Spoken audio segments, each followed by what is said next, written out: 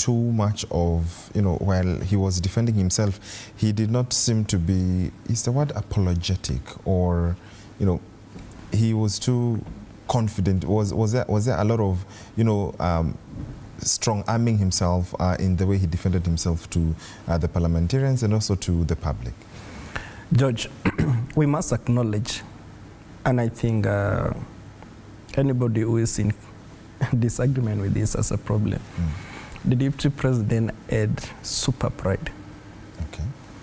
And we've observed his talk and how he behaves. It's really shameful for somebody of the deputy president to have such kind of a pride that, we say when he was giving a press, now he responded that I'm going to resign and give a certain kind of a laugh. It's like you're mocking those members of parliament, you're mocking whoever maybe elected you, who are also the citizens. So I really feel that he was never apologetic, because you realize on that service that he held at his residence, he said, if I have wronged you, which means he believes he has not wronged. So whenever you are wrong, you admit that I have wronged, and therefore apologize, and this should never happen again. So from whatever DP, the former DP did, is that he really showed that he's on top of things and he doesn't listen to anyone. And I've always told my friends who are politicians that we need to be careful with the fodder. At times in politics, you think that a politician is more of a blackmailer. You get it, eh? But you'll realize that the fodder is more of a blackmailer in the political game. Because if today my surveyor is running for a governor for Kiambu County, okay, and my competitor is Josephat and George, if you go today to a particular church for an Arambe, because that is how they make use of those who find. If they want to get guests, they'll think, who can become a chief guest here? They think George, Hans, and Josephat. So by any chance, I could be going to another different church, Josephat is going to another different church, and George happens to go to that church.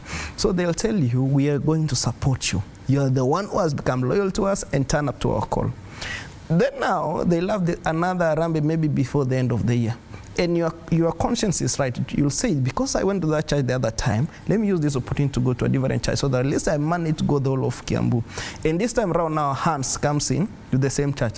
So what are they going to say? They're saying, Hans, now you are a person there. So one who came here called George, but he went and forgot about us. You get it? So you realize the fodder is more. So the same fodders who are cheering the former DP today, you get it? We are here. And I want to make a word. In the next 3 months, they'll not be listening to you. The same voters who cheered Morara are accusing him today on online. You get it, eh? So our voters don't have a principled character. But then they'll say, we stand with this. There's no voter today that a politician will come to the region and they'll tell him, no, boss, we are not interested with your money. We want to listen what you want to do for Kenta. In fact, they will tell him that, boss, we're to pay and you're not to pay, assist to lisha more. We saw values in we don't need, and that's how we have the kind of leaders we have today. So one thing I would say is, Rigathi Gachagua never humbled himself. He felt that I have the ground, and therefore he doesn't need to play a balance with the leadership at the head, or even with the members of parliament and senators.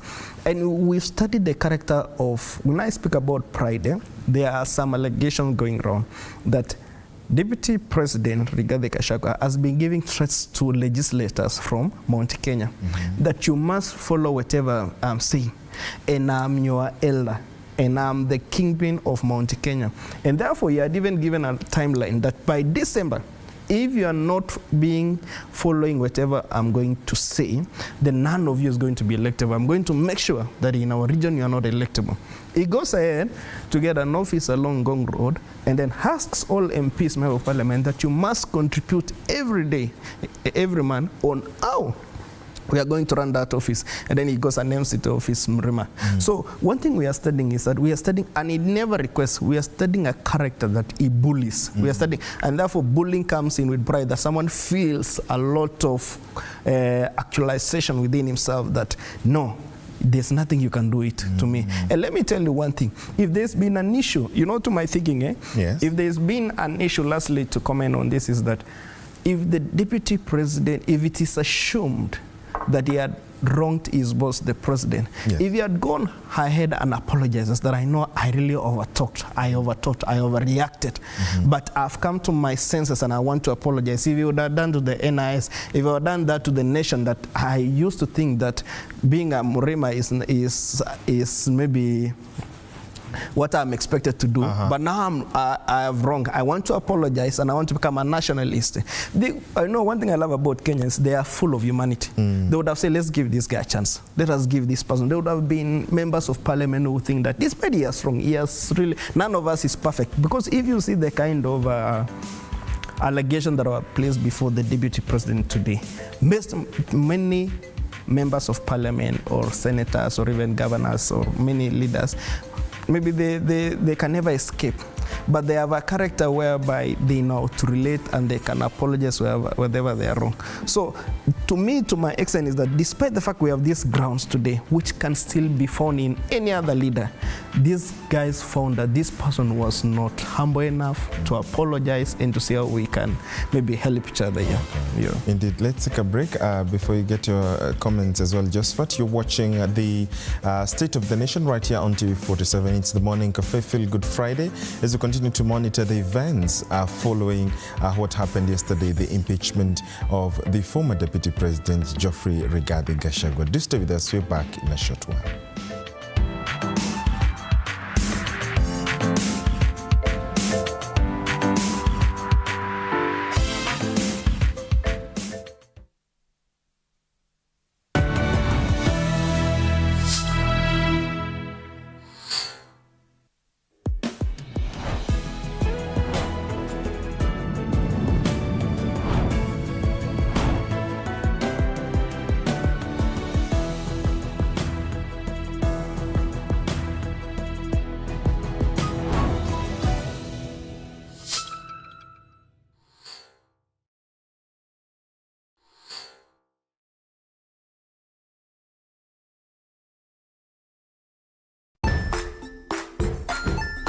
Hey there friends, welcome to Kids on the Block, where fun and imagination come alive.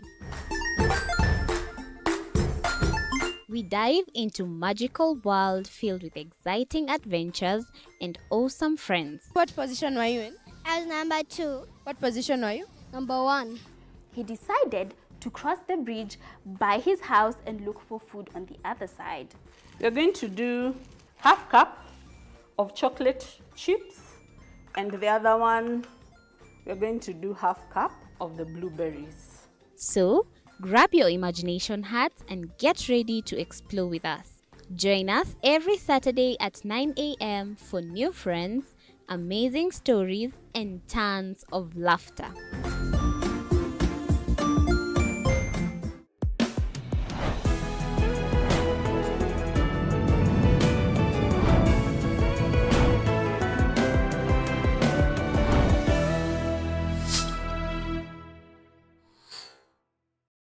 Join us as we explore the journeys of those who defy the odds and break barriers. We dive deep into the stories of triumph. Sometimes when parenting a child with a special need or whatever disability, family life becomes a bit complicated and you may end up raising the child on your own. Here, we inspire. I have a farm which one we showcase with other dyslexic youths and autism, how to farm. Motivate. It's never easy, but what we do, the best thing is to work with another parent who has an elder child than yours. And break through the barriers one story at a time. Push your boundaries beyond the limit. Saturdays at 8 p.m.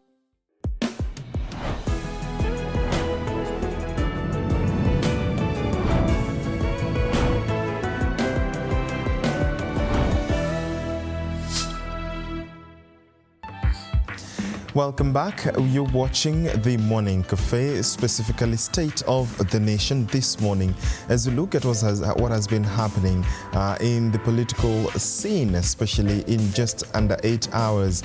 The immediate former Deputy President Geoffrey Rigathi Gachagua's impeachment was upheld by the Senate of the Republic.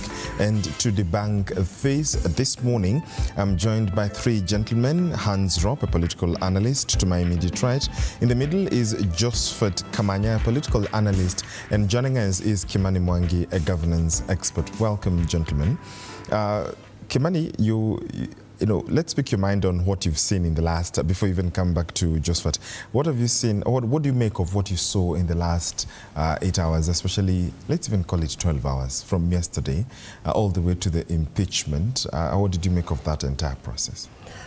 I would say, other than late in the afternoon when the Deputy President was taken ill, the process had gone on very well. And until, and you know, it is his right, as enshrined in the Article 145(7), yes, that he should be given a right to appear and give his side of the story, be asked questions and answer them before the senators would be given a chance to even vote. Then there was the argument of whether a right is something that can be taken away by the owner not showing up on. And I liked what the speaker did, because the speaker did not want to end up with the blame. So he said, in his opinion, they could adjourn to Saturday. But then said that the House can move a motion whether to adjourn or to continue, which they chose to continue. We wait to see what the courts will say, because truly this matter will now escalate to the courts. There are those who felt that it was a trial in absentia, and since you cannot impeach somebody in absentia, but again, there are those who argue that impeachment is a process that started at the National Assembly, where the Deputy President was given a chance, that his lawyers had even completed their works of defending him, and that the senators could go on and cast their vote him unheard.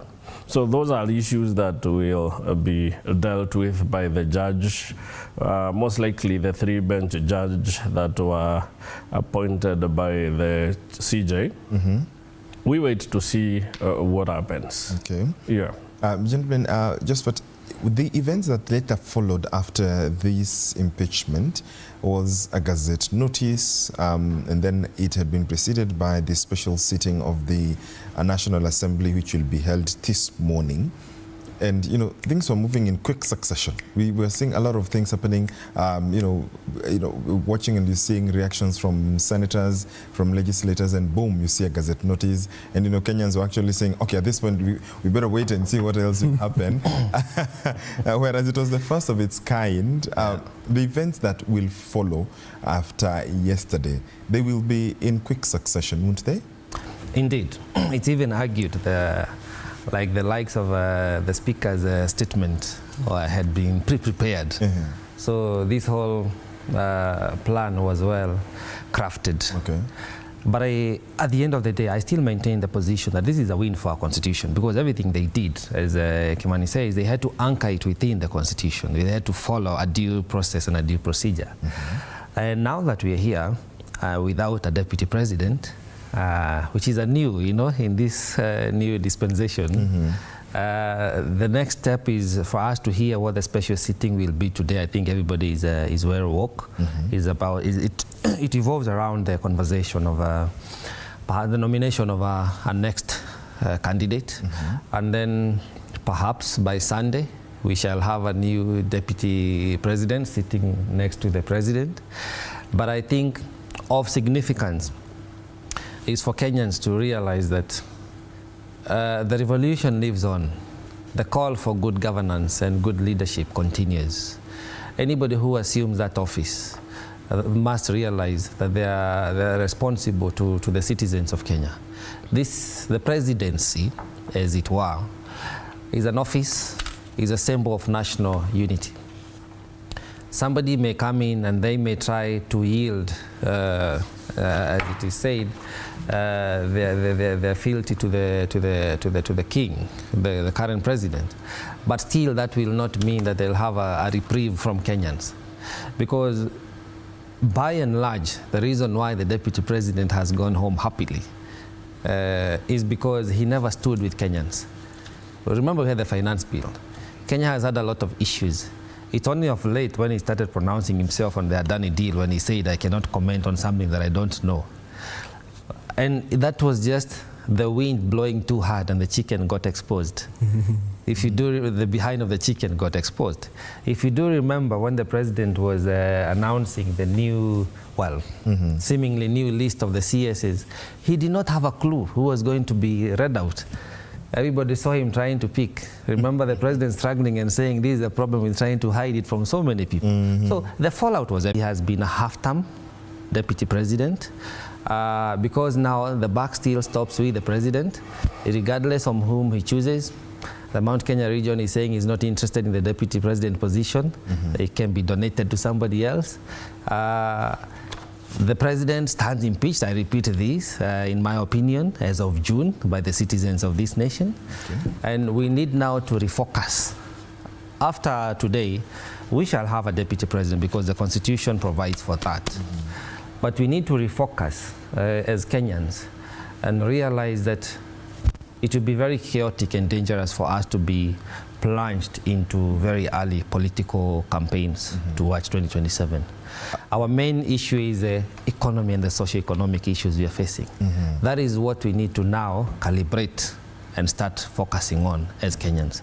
Because this is, remember it has been said, it's a diversionary tactics as well. So the center is not holding. We don't have proper leadership.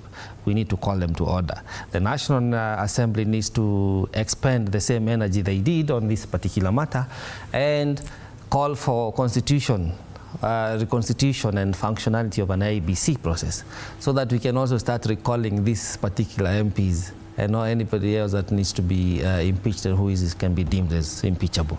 So there is a lot of work to do. And I hope this matter rests. If the deputy president, the former deputy president, decides to go to court, we also want to see institutional independence because we've been calling for that over time. It is about time now we let the rule of law play out. Gentlemen, I want us to take a look at this story on the issues that the council for the deputy for Rigathi Gachagua brought out in terms of especially the appearance of senior counsel James Orengo, who is also the governor for Siaya County.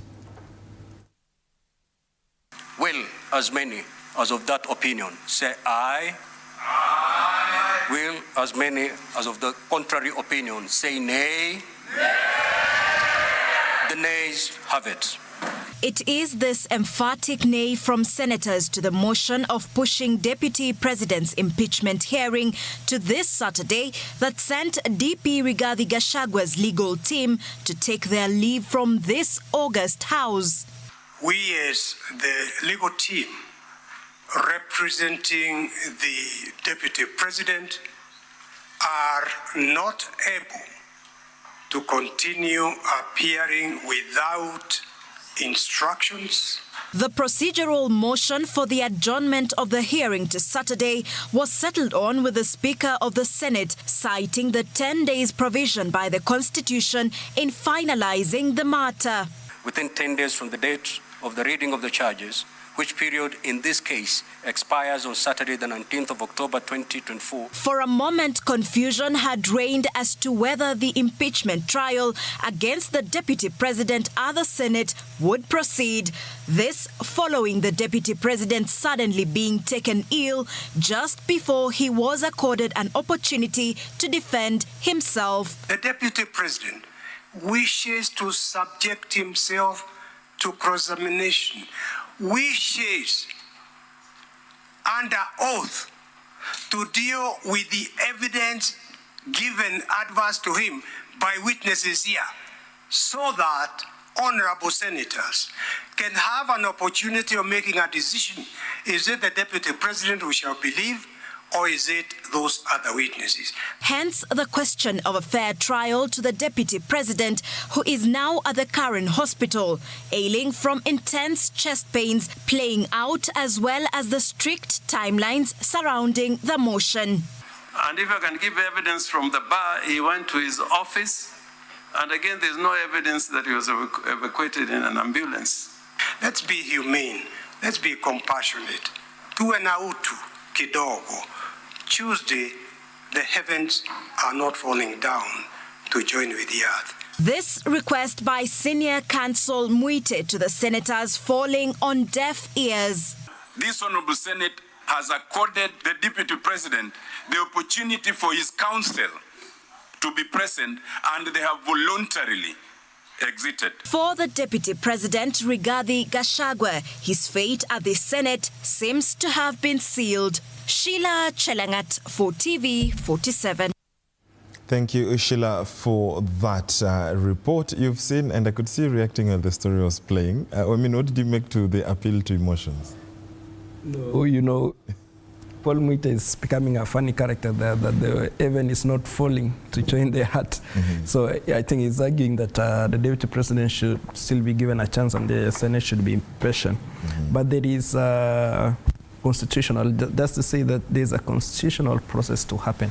Just the same way, the same constitution gave DP a chance, as you had said previously. He has given him a chance to defend himself in the National Assembly, Senate, to make the process a bit tedious, other than previously when President could fire or hire under his own maybe wishes.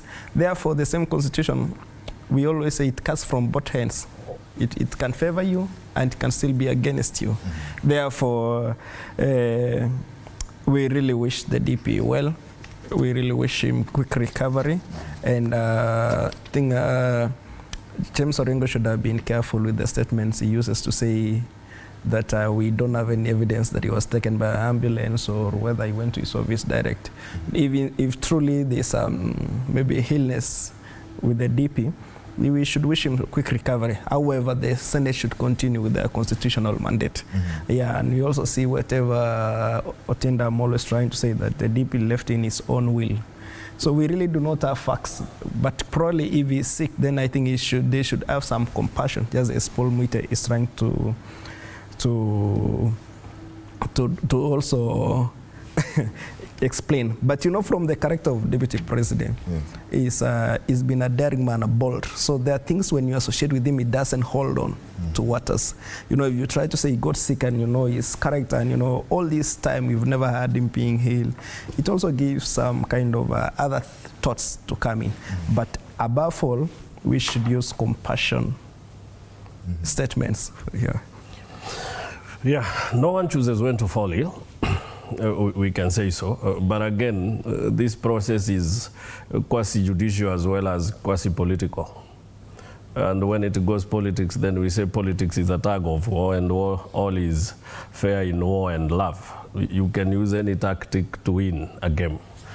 You see, whether this was opportunistic or realistic, it has won the Deputy President another argument in court, that I was tried in absentia. So whether it is a sickness that favors him or a sickness that was stage managed, no one can tell. That's the danger about these things. But then, as the Senate Speaker pronounced himself, the process has strict timelines. Now, the councils of the Deputy President did not ask to be given specific time. They asked for a couple of days, and that's what the Speaker had issues with. Now, when pressed, they said, let's give it up to Tuesday. Again, that is not a promise, that on Tuesday, after the deadline for this constitutional process had lapsed, and they could go to court and say this matter was extended beyond constitutional timelines again, they still were not giving the Speaker enough leeway to play with. So I think they left the Speaker or the House with a decision to make. Whether to take the responsibility of what they do if it has to appear in a court of law tomorrow, or whether to extend the sittings. What if the deputy president falls ill for a whole year? God forbids, but I'm just asking. And he can't show up to represent himself, and he is in a hospital bed for a whole year. What would happen? Yeah, he could have been told, hey, gentlemen, you're good to go. You can go home yesterday in the evening and maybe be ready to appear today. But what if he doesn't do so, and this has to be extended for, say, 6 months? So I think at the end of the day, the judges, if at all this one escalates, they would have to look at all the possibilities and see whether there was truly something that could have been done. By and large, we all wish the deputy president quick recovery. But then the train has already left the station. That's right. Well, if you recall in 2002, yes, the late President Kibaki was sworn in whilst in a wheelchair. The country could not say, let's wait until he's able to be on his feet and then we shall swear him in.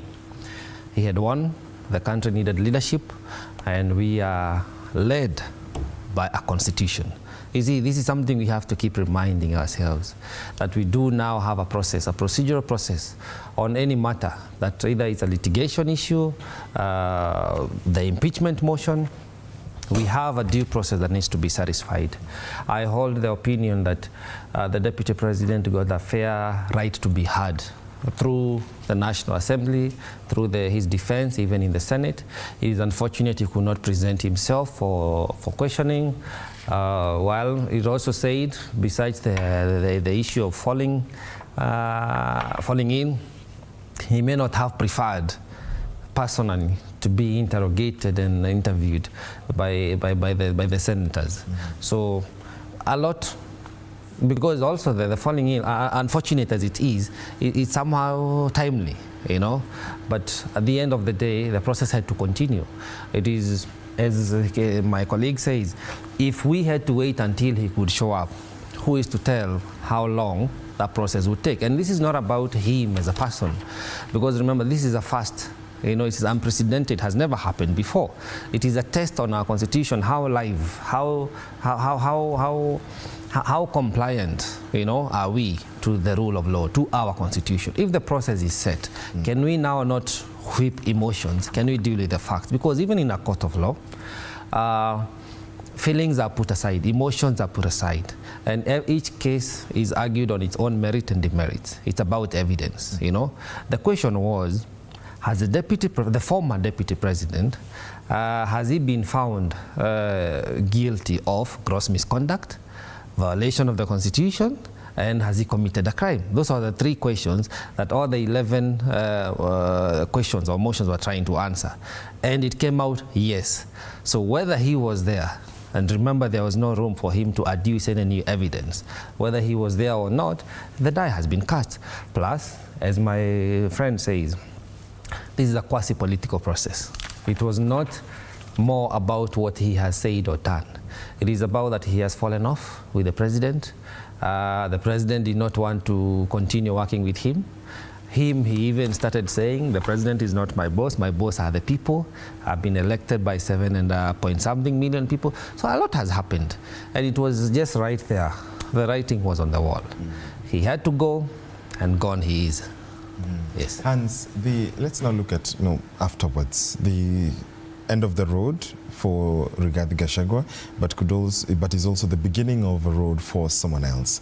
Where should the president look in this country to find an able deputy, and what would be some of the qualities that, or balances that he would need to employ in getting a replacement for Rigathi Gachagua? What next for Rigathi Gachagua first as a former deputy president? I think he'll have more time to do holidaying. He can now go and become a super business person. There's nothing that can happen, because with the accusation of being impeached by both houses, you cannot even appeal such, the truth is that the former DP is going to be fully impeached even if he goes to the courts and so on. So he will not going to fire again. He's not fit to hold any kind of office, not even a villager or a chief or whatever. So it is an end of an era, just as newspaper has placed. And I think the deputy president didn't check on this. You know, at times retreating in a war doesn't mean you've lost. And I think he should have maybe gone for it. And he should have retreated a bit, even if the kind of situation was not really good for him or he never wished for. You should have really retreated. Even if he manages to oust the route, or maybe if another person comes and he supports, still he can never hold an office himself. You know, you get it. It is not going to be a plus. It is not a plus to him to say Ruto is going to be a one-term president. Ruto will have enjoyed his 5 years. So the loser is still him. So he should have thought beyond. He should have loved his life. He should have observed his life. And therefore he has no future politically, or maybe he tries something else. Maybe even tries going outside Kenya to do business in other countries and so on. And just the same way to maybe echo and heard some of the words from Joshua is that having fallen out with the president, I think the truth should also be placed that he had also fallen out with members of parliament. He has fallen out with senators. There are accusations that the deputy president used to tell PSS and CSS that you have to come to office to bring me business deals. I don't have to come to your office and follow up. You need to be reporting to me and give me other opportunities, accusations that are there. And maybe as we go on, we'll be getting them. From what the president is going to do, there are many things to consider. One is re-election. The politics have already drawn in, and re-election for 2027 game plan is here. So he must know how to play his game. And I know it might surprise all of us. You know, some of us are thinking of people like Kindiki and so on. But I've realized so late the president gives us some surprises on people he may choose. We never saw the CSS from ODM coming in. We never saw Mbadi becoming the CS for Treasury. So he might even get a deputy president from ODM or wherever. But then, but I know he will check on to the numbers which are needed. We know the national politics in this country of electing a president is somehow tribal. Therefore, there should be some tribe game being played here. Maybe you can get somebody from the same Mount Kenya, as it's not the 14th block of Mount Kenya. You get it. We are seeing also people proposing Kindiki, and that's why there's a famous quote from where I come from in Rift Valley, that Maibechi Banabachi, in short, a lack of someone. What's it? Do you understand? You know, we always say someone's luck remains to be that. You know, Bopati is what do you call it? It's mushroom. You know, when we were looking after the cattle, when rainy seasons, you know, you could see some mushroom uprooting in the village. So we always say we used to go and get it, then you burn or you cook it or you fry it. So we always believe if I've gotten, you shouldn't be discouraged because nobody takes what belongs to the other one. So we still believe if this must have been Kindiki's chance, and it has gotten a way of coming back to him again today. But he must consider the political formation for the next re-election. He will also want to please Kenyans that I'm getting you somebody who can perform. So there'll be a cocktail between somebody who can perform and a region that you will want to play. So he will play politics, but he will give us somebody who will seem a performer. We've also had some rumors going around of the likes of Mutai Gagwe, you know. Yeah, and I think, to my thinking, as much as we wish Kindiki well, I think the president might surprise us with somebody from Mount Kenya.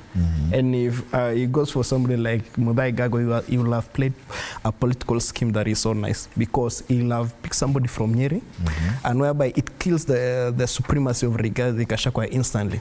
And you know, it's going ahead, if the president picks somebody from Mount Kenya, he will give him powers to to launch projects there. And we'll go with the same members of parliament who have slippery ground now because of 14 years.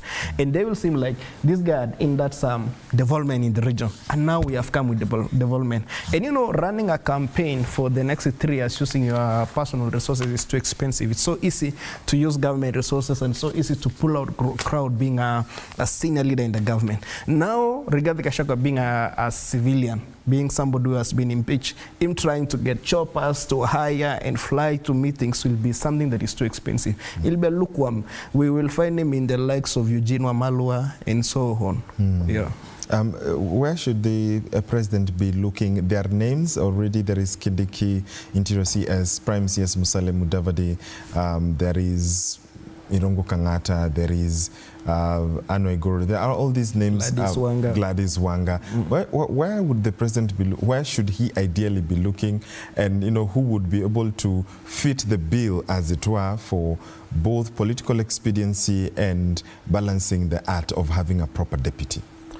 George, in my opinion, the president is at crossroads because on one hand, as you say, political expediency, he's seeking to survive until 2027, hopefully, because there is no telling how this door of impeachment will continue to reach in. Yeah. And on the other hand, he needs to pacify the political class. And the Kenyans are saying, we are not interested in politics. We voted you in because of the bottom-up economic transformation agenda that you promised would ease the cost of living and institutionalize processes, which is not happening. When you look at the shisha, you know, the transition is not seamless, it's not smooth.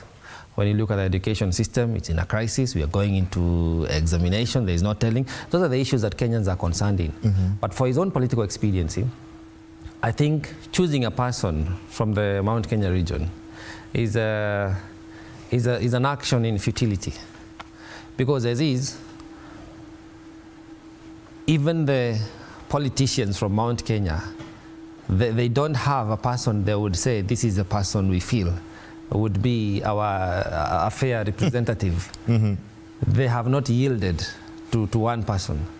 Again, the president has lost support, the support from the Mount Kenya, among other regions, but more so from the Mount Kenya region, because that's the region that we are focusing on as of today. So, in my opinion, his government collapsed in June. The revolution is still on, whether somebody wants to believe it or not. And he had to outsource from the Azimio coalition. In my fair assessment, he's from the same quarter of the Azimio coalition, that he should reach out and find himself a suitable deputy just to see him through 2027 as he serves his first and seemingly final term. Yes. Kimani, should this go back to the mountain? You know, what I like about the president is that he's a man who keeps his word. The city belongs to Mount Kenya. They'll take it to the bank. Because it was born out of a political arrangement that worked. That he fell out with one son of the mountain doesn't mean that the city is no longer, politically speaking, from the region.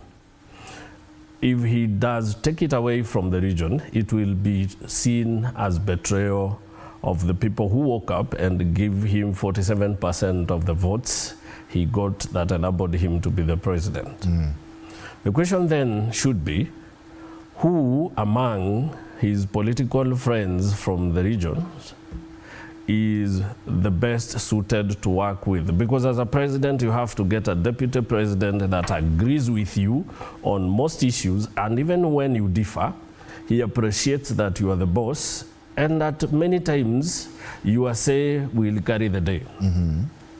Number two, he also needs a deputy president that will cast a national image, that will feel the rest of the Kenyans don't feel like they don't belong into the government. Rigathi Gachagua was a divisive deputy president who kept insisting on shareholding narrative. May it be as his legal counsels may have wanted us to believe otherwise. We all know what he meant. It may not appear, politically speaking, like it is a big sin, because at the end of the day, Kenya is known with the politics of carrot and stick, that if you vote for us, we give you projects. If you don't vote for us, we keep you on the waiting line for us to eat. Then after we've eaten to our satisfaction, then we give you something to eat.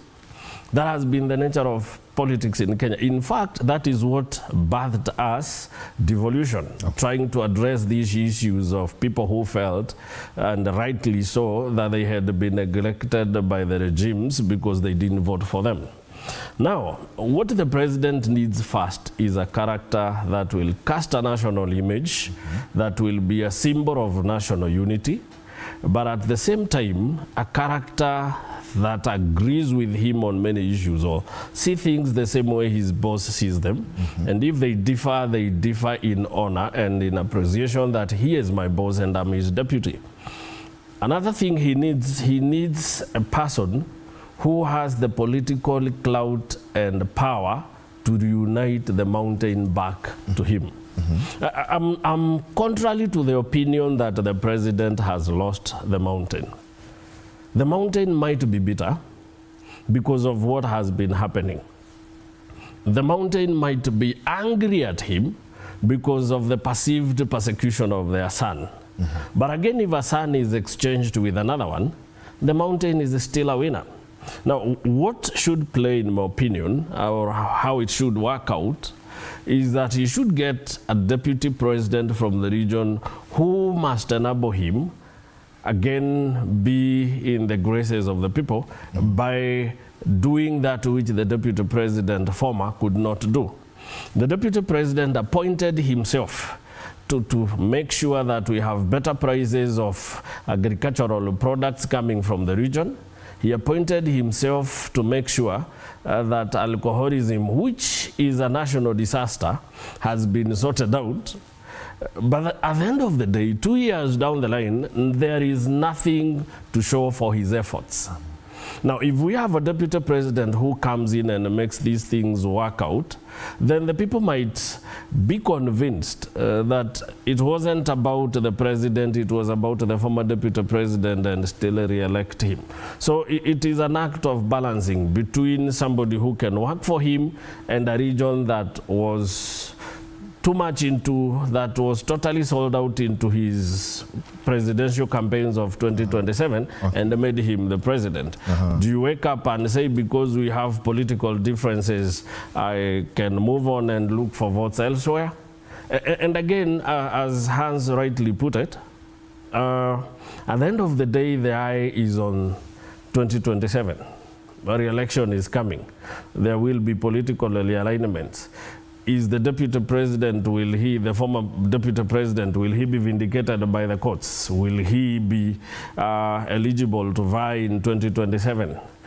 What happens between here and now? Will he be able to sustain the momentum in the 3 years and still remain the most influential political figure in the mountain? All these issues are issues that the president has to gamble with before finally settling down on somebody he should work with for the remaining 3 years. Allow me to throw a span in the works, Hans. So this is, do you think the president is conducting, the meeting? You remember how he did it, to come up with the deputy with his party? He discussed it around his party members. Do you think that is what could be going on? That is obvious, that is, and this discussion must have happened long ago. You realize one thing, even during the first time, under the UDA then, when they were trying to nominate who becomes the deputy president for Kenya, Ruto said, I'm going to give my deputy president to Mount Kenya. And therefore, Mount Kenya, give me a person. You get it, So there were several names which were proposed. And at some point when the discussion had hit it high, there were members of parliament who were close in a room and say, go and vote and give us one person. And you realize maybe it's not even maybe, it's in the public domain. Most of the members of parliament voted in Kindiki. But we still remember how the former DP stormed out and threatened to move to the other side and said that I've invested a lot of money in the campaign, I want my money back, and therefore I can go. So until now, Ruto had to convince the other team that let's give this guy a chance, because this is the time that we need each other more than maybe dividing each other. So let me come in. So then does the impeachment mean that Deputy President Rigathi Gachagua, former Deputy President, was ejected as the Deputy Party Leader of UDA?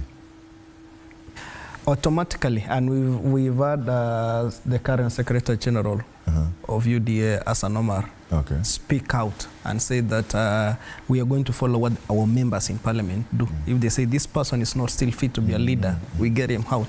Therefore, he ceases being the Deputy Party Leader going today. The next Deputy President who is coming in will become automatically the Deputy Party Leader. That is the constitution of UDA.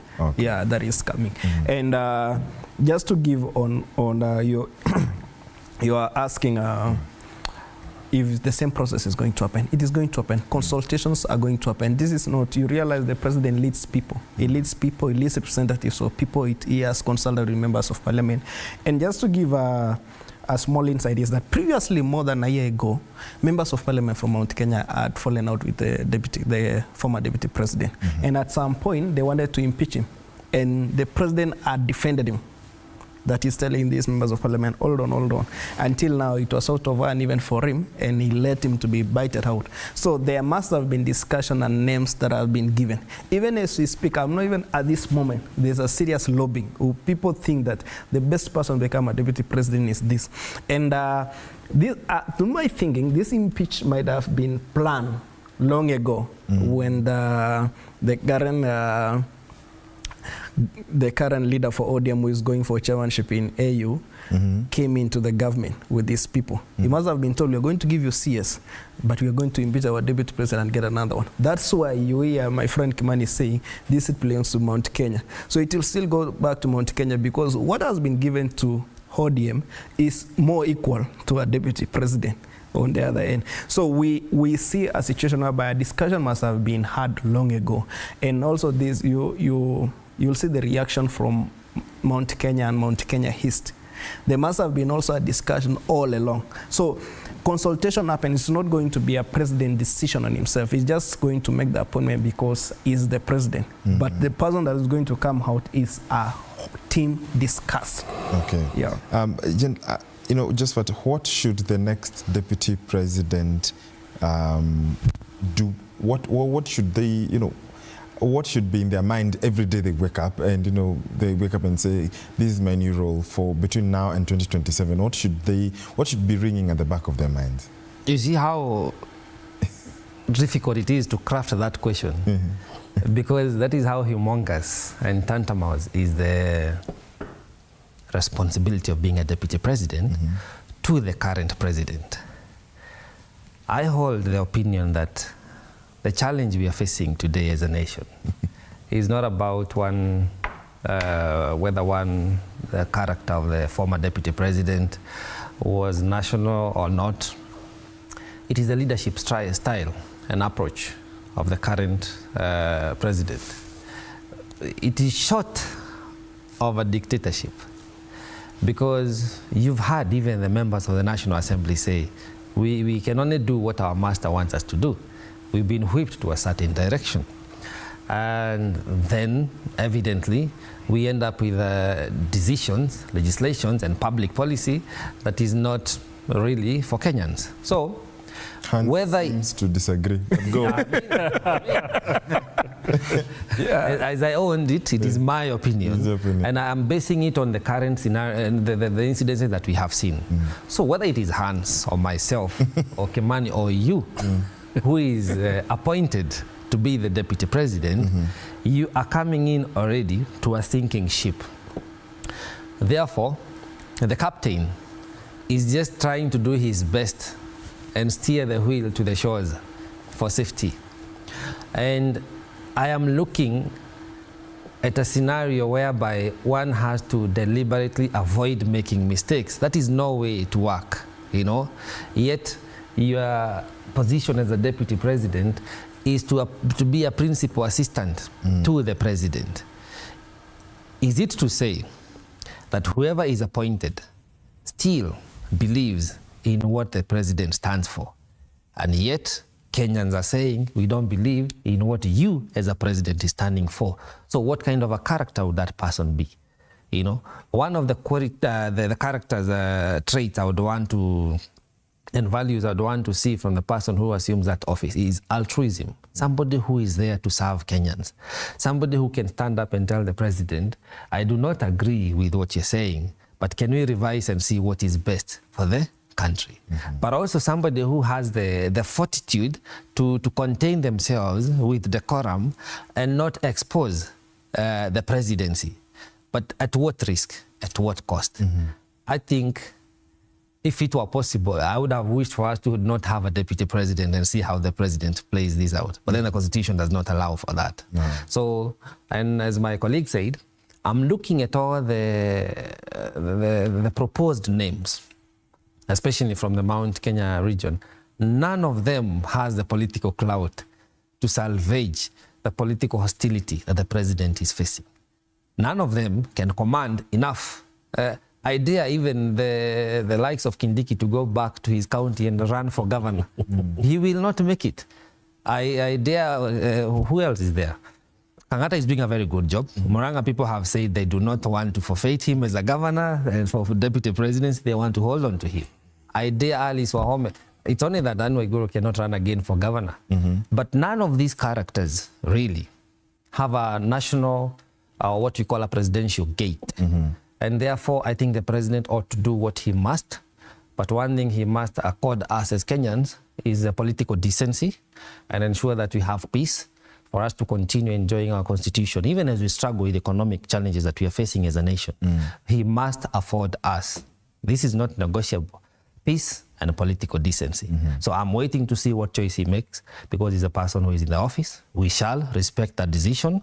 And if it does not play out well for Kenyans, well, we shall have that person impeached, if not both. Remember, people did not have an issue with the deputy president being impeached. People are asking, why not both of you? So it's a wait and see. I just hope that Kenyans can embrace peace and carry on the business of the day. Allow me to give a contrary. Okay. You know, I'm listening to my friend. Hans is eating on my time, but I can see share you mind going ahead. But just don't let us but go with an idea. You know what, Kimani? I listened to Josephat, and maybe he's playing sympathy politics here, just the way the former deputy president is doing. He's here to just play some follow-up from the ground. He doesn't want to give facts. No, he's trying to give his own side of a story, just to please the feeling of a mwananchi today. But let's follow up. He has made a serious accusation to Parliament that the master is the president. No. And I want to believe that one day, I will see Josephat in Parliament, being a member of Parliament. When you go to Parliament and you're being sponsored by a party, whether it is UDA, ODM, or any other kind of party, and you don't make your own decisions. You make the decision of the party. And at this decision, you are following a party leader, not a president. There is what they discuss, the party stands in, and so there is a party leader. The same way, if you observe the members of Parliament who are freely voted in support of Rigathi today, from Mukamban region more than from his region. Why? Because they are following the stand of their party leader, who is Kalonzo. You get it? And why? They are managing the politics at all. And when Joshua today gets that chance, he will behave the same way. And if he doesn't, he'll face a or he can be our Muchomba who... However, who never reads from the script of the party. However, what he can do is maybe fight as an independent candidate, so that he might have independent mind. But the same voter who is trying to please now the national TV will not vote him in an independence. He'll vote him as a commander. Let's listen to Kimani's contributions. Well, there has been quite a number of deputy presidents who have fallen from grace, starting with the first vice president, coming to the second also, who served a very short term. Then there was the famous Dr. Karanja, and now there is the former deputy president, Rigathi Gachagua. One thing is common among those fellas. There are people who are so close to power. You know, Proximity to power deluded them into believing that they wielded the power. The Constitution and those who drafted it, especially the Constitution of 2010, decided not to allocate duties to the Deputy President. I keep saying this was not an accident. It was a well thought out way of solving a constitutional crisis. If you have a Deputy President who has legal and constitutional functions, then he has no duty taking other roles from somebody else when he's allocated in a constitution.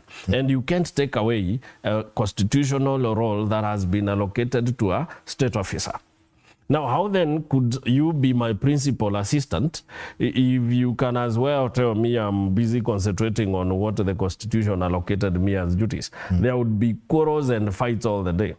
Now, that tells you that anybody who sits in an office as a deputy president needs to have one realization. Firstly, is to know that their proximity to power does not or is not synonymous to them wielding that power. That power constitutionally belongs to the president, who decides, since he is the one with the powers to allocate you the duties, when to let you wield that power, and to what extent does he let you wield the power. Okay. So any person who sits in that office must realize that they hold it at the whims of the president. Okay. Whether they have security of tenure or not. Now, how then they should conduct themselves is simple. There is an advice, a piece of advice that was given to the current president by the former Masai senior political player, John Keane, the late. One day, the deputy president then, William Ruto, visited him. And as they were parting, he asked him on some piece of advice. This is what he told him, that if a piece of meat being roasted is taken too close to the fire, it will get burnt. If it is taken too away from the fire, it will be eaten raw. Right? Then there is the story of the father and the son who had been locked in an island somewhere. And then they decided, because there were too many feathers around here, we could make wings for ourselves and fly out of this island home. Out of excitement, the son flew too close to the sun. And we all know what happened. So then, whoever must take over from former deputy president must not fly too close to the sun, because if they do so, then the feathers, the wax holding the feathers together will come off, and it will be another political disaster. They must learn or craft an art of being close to the president well enough to understand what is happening. Yes. But again, far away enough not to be caught up by the heat from the kitchen. If one is able to do the balancing, then they will have a very good political survival in the next 3 years. Let's look at, we are entering the home stretch, a minute and a half to each all of you, and I'll start with you, Hans. Let's talk about North development. We could be possibly done with fine the wrangles between the deputy president and the president.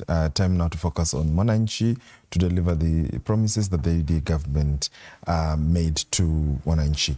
At what point shall we see development, or are we opening then another can of worms and a Pandora's box where people say, okay, fine, the floor and the avenue and the stadium to politic and to clamor for 2027 is now open?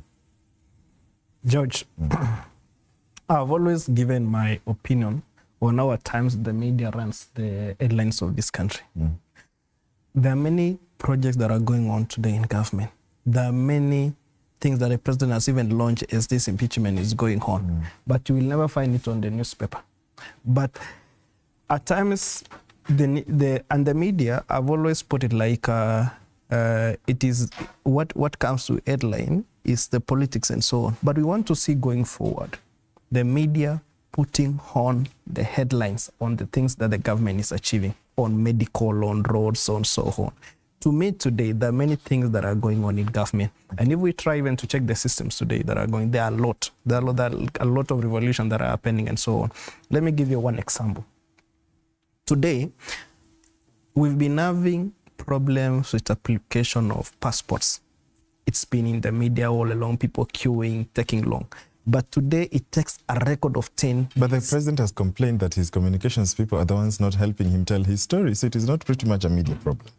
Let me tell you, you know, media is becoming part of it, because how do you pick what goes to the headline? Today, that's what they're supposed to. Because let me tell you one thing. I remember we were here some time back. Yeah. You'll place a political media statement here. Then we have a small one here. The president is in China. You'll not tell us what the president has achieved in China. We've been here. We pick newspapers here that are installed today. Yeah, you'll take up your words. Anyway. But anyway, just to say this, is that what am I trying to say? In every institution, when you set up programs, when you set up what you want to do for the country and so on, it can never happen in a year or two.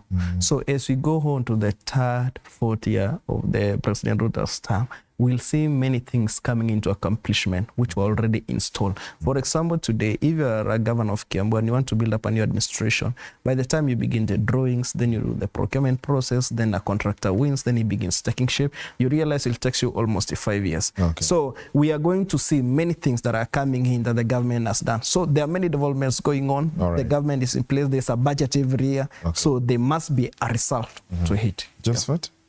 I wish I shared the optimism of my friend Hans. Unfortunately, I do not. We've been catapulted to 2027. We are living in the future.